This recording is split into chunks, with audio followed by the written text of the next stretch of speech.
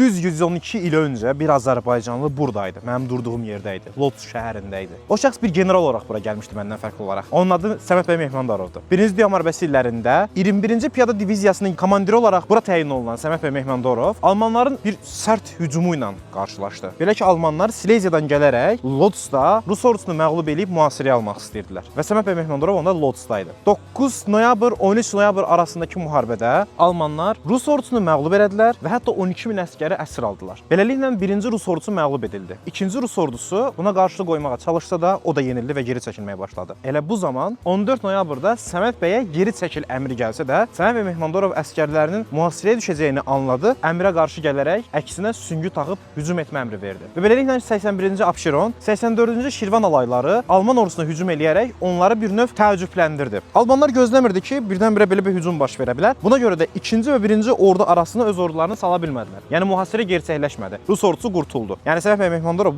əmrə qarşı gələrək Rus ordusunun taleyini xilas elədi. 16-17 noyabr arasında isə 5-ci Rus ordusu özünü yetirdi. Yəni əgər Səməd bəy Mehmandarov hücum eləməsəydi, o zamanı qazanmasaydı, 5-ci ordu özünü çatdıra bilməyəcəkdi. Və beləliklə Rus ordusu tam-tamına öz sərhədini qorudu və əksinə Almanlara hücum edib onları mühasirəyə aldılar. Yəni əslində Almanlar mühasirə üçün gəlmişdi, özləri mühasirəyə düşdülər. Niyə? Çünki hamı geri çəkilmədi, bəziləri sonuna qədər dirəniş göstərdi ki, onlardan da biri Səməd bəy Mehmandarov idi. Və bu hadisələrdən qısa müddət sonra, bir neçə gün sonra 25 noyabrda Səməd bəy Mehmandarova tam general rütbəsi verildi. Niyə? Çünki artillerist olaraq çox düzgün nöqtələrə vuruş eləmişdi. Yəni adam atəş sıxlığını Almanlar üzərinə doğru saxlamışdı və süngü hücumunu zamanında eləmişdi. Ona görə də əmrə qarşı gəlməsinə baxmayaraq adam general seçilir və əsgərlərinin həyatını xilas edən bir hərbiçi olaraq yaddaşlarımızda qalır. Daha sonra da bilirsiniz, Azərbaycan Xalq Cümhuriyyətinin ordu quruculuğunda çox böyük rol oynamışdır. Tanrı ruhunu şad eləsin. Bəs Lodz əməliyyatının nəticəsi nə oldu? Yəni Almanlar hücum eləyirdi ki, Rusları məğlub eləsinlər. Əslində Almanlar Sileziyanı müdafiə eləmək üçün hücum eləmişdilər və Varşavaya qədər irəliləmək istəyirdilər. Ruslar isə Sileziyanı tutmaq istəyirdilər. Amma əslində bu savaş heç ilə bitdi. Yəni nə Ruslar Sileziyanı tuta bildi istədikləri kimi, nə də Almanlar Varşavaya irəlilədilər istədikləri kimi. Yəni nəticə əslində heç